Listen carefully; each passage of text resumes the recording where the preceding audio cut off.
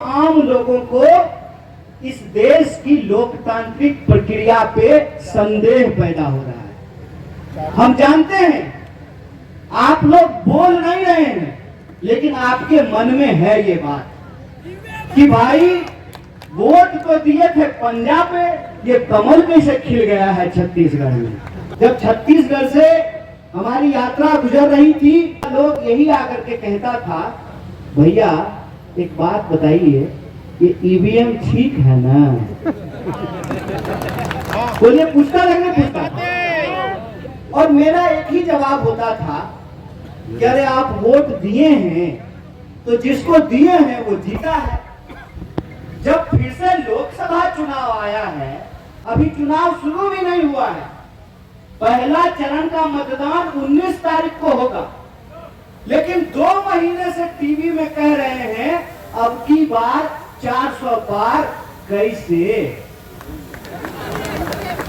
जब वोट लोगों ने दिया ही नहीं है, चुनाव अभी हुआ ही नहीं है, तो आपको कैसे पता है कि अब की बार 400 पार। और अगर आप बाबा जी का तोता हैं, अगर आप ज्योतिषी हैं, अगर आप भविष्य देख सकते हैं, तो ये क्यों नहीं बता रहे हैं कि अब की बार पेट्रोल कितना 100 पार होगा? अभी बता दीजिए। अब की बार गैस सिलेंडर का दाम कितना 100 पार होगा? अभी बता दीजिए। अगर आपको पहले पता चल जाता है तो आपको तब क्यों नहीं पता चला जब पुलवामा में आतंकवादियों ने हमला करके हमारे देश के शहीदों को, जवानों की शहादत कर दी? तब आपको क्यों नहीं पता चलता है जब बॉर्डर पे कोई दुश्मन घुस जाता है? तब आपको क्यों नहीं पता चलता है जब अपराधी कोई अपराध कर देता है?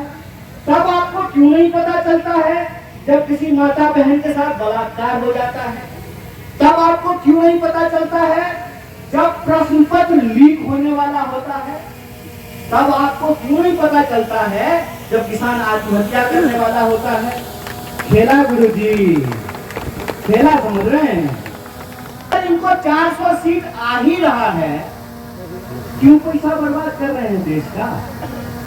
क्यों चुनाव करवा रहे हैं कि जब जब ये बोलते हैं अब की बार 400 पार, तो ये आपसे वोट नहीं मांगते हैं, आपको धमकी देते हैं और कहते हैं कि तुम्हारा वोट का जरूरत नहीं है, साम दाम दंड भेद से हम 400 सीट ला रहे हैं। और ये जो इनका सत्ता का अहंकार है, ये इस देश की आम जनता का अपमान है। कल 14 तारीख है, डॉक्टर बाबा साहब भीमराव अंबेडकर की जयंती मनाएंगे हम लोग। संविधान लिखने वाले डॉक्टर बाबा साहब भीमराव अंबेडकर ने संविधान में ये लिखा, क्या लिखा कि हेलीकॉप्टर पर उड़ने वाला का भी वोट एक होगा और जूता सिलने वाला का भी वोट एक होगा। ये इस संविधान की ताकत है। और अगर ये संविधान की ताकत नहीं होती तो आप हमको सोच करके बताइएगा कि जो नेता आपको 5 साल नजर नहीं आता है, वो अपना फॉर्च्यूनर लेकर के आपकी गली में आएगा, आपके घर के सामने हाथ जोड़ करके आपसे वोट मांगेगा? और कहते हैं ना कि काम के वक्त लोग जो है किसी को भी बाबूजी बाबूजी कहना शुरू कर देता है। वोट मांगने के लिए अपना माए बाप को छोड़ करके किसी के भी माए बाप के पैर में लटक जाता है, माता जी वोट दे दीजिए। ये कैसे संभव हुआ है? ये संभव हुआ है इस देश के संविधान से कि मंच पे जो बैठे हुए लोग हैं, इनका भी वोट एक ही है, और आप जो सामने बैठे हुए लोग हैं, आपका भी वोट एक ही है। ये संविधान से हुआ है। इस सरकार की सबसे बड़ी साजिश ये है कि ये लोगों से उनका संवैधानिक अधिकार छीन लेना चाहते हैं। क्यों छीन लेना चाहते हैं?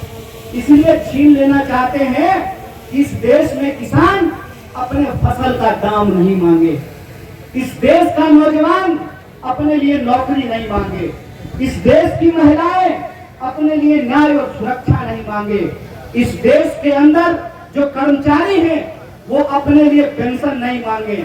ईमानदारी से सोच करके बताइए, अगर प्रधानमंत्री को पेंशन मिल सकता है तो इस देश की सुरक्षा में बंदूक लेकर के नौकरी करने वाला सिपाही को, सेना में काम करने वाले नौजवानों को, जवानों को पेंशन क्यों नहीं मिल सकता है?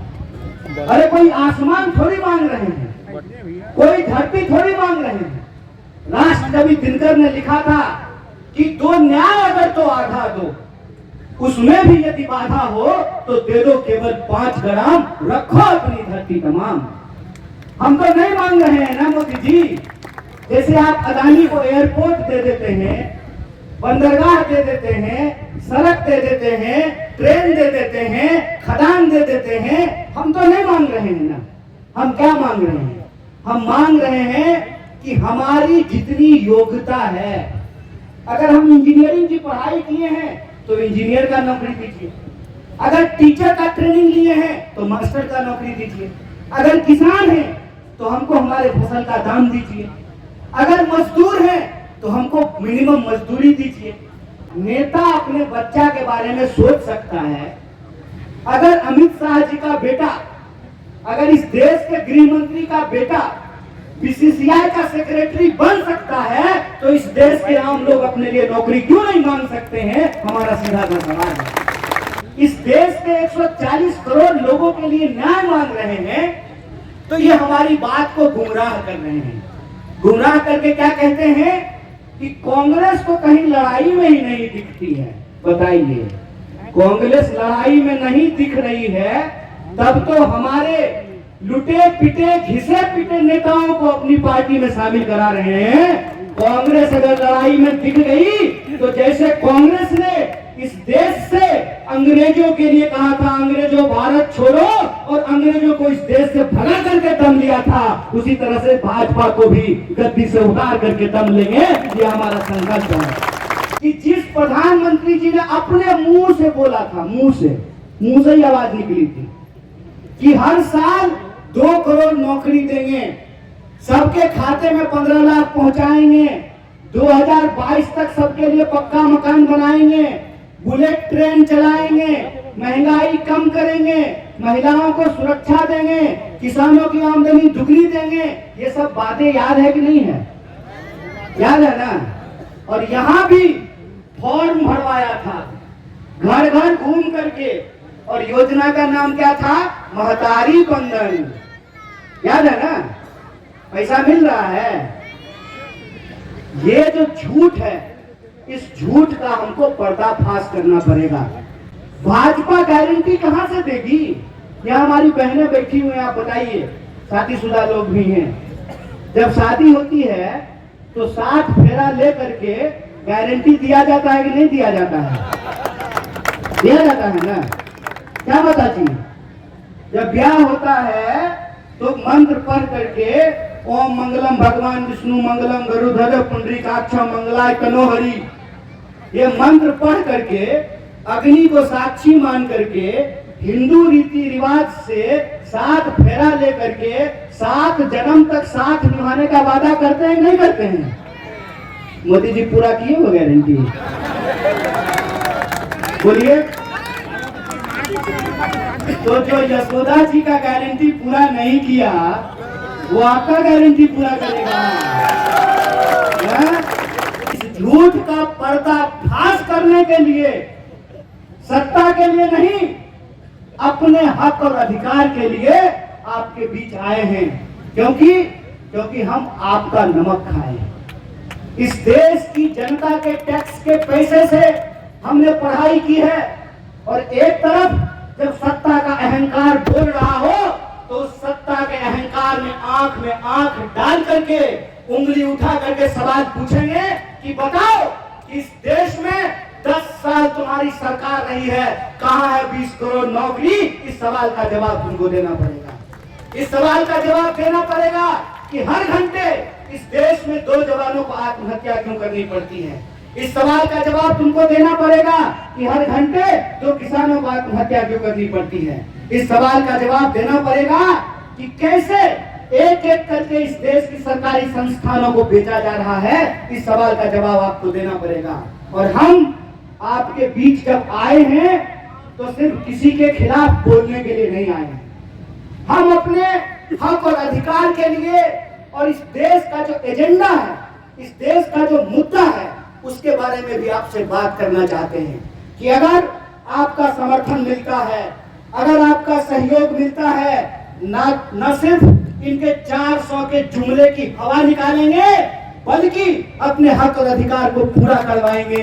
इसीलिए कांग्रेस पार्टी ने संकल्प लिया है कि अगर इस देश की जनता का सहयोग हमको मिलता है तो हम इस बात को इंश्योर करेंगे, इस बात की गारंटी करेंगे कि इस देश के भीतर सरकार बनते ही पहली कलम से 30 लाख नौजवानों को नौकरियां दी जाएगी, खाली पदों को भरा जाएगा और जो परीक्षाओं में घोटाले हो रहे हैं, जो भर्ती घोटाला हो रहा है, जो प्रश्न पत्र लीक हो रहा है, उसके ऊपर आयोग बना करके उसके ऊपर कार्रवाई करेंगे। और इस देश के जो किसान हैं, किसानों के लिए कांग्रेस पार्टी ने अपने न्याय पत्र में कहा है कि इस देश के हर किसान को कानून बना करके एमएसपी की गारंटी देंगे और उनकी आमदनी को दुगनी करेंगे। ये किसानों को दी जाने वाली गारंटी है। कांग्रेस पार्टी ने यह तय किया है, वो महतारी बंधन की तरह नहीं, सचमुच का कि हर परिवार से एक महिला को 1 लाख रुपए सालाना आमदनी देने का काम कांग्रेस पार्टी करेगी। मोदी है तो मुमकिन है कि अभी सिलेंडर 1200 में मिल रहा है, अगले साल 2200 रुपया में मिलेगा। मोदी है तो मुमकिन है, क्योंकि मोदी है तो महंगाई है, मोदी है तो बेकारी है, मोदी है तो असमानता है, मोदी है तो लूट है, मोदी है तो नफरत है, मोदी है तो बंटवारा है। इसीलिए मैं आप सब लोगों के सामने जो कांग्रेस पार्टी का गारंटी पत्र है, जो कांग्रेस पार्टी का न्याय पत्र है, उसके माध्यम से हम लोग कह रहे हैं कि डिग्री है तो नौकरी देनी पड़ेगी, डिग्री है तो नौकरी मिलेगी।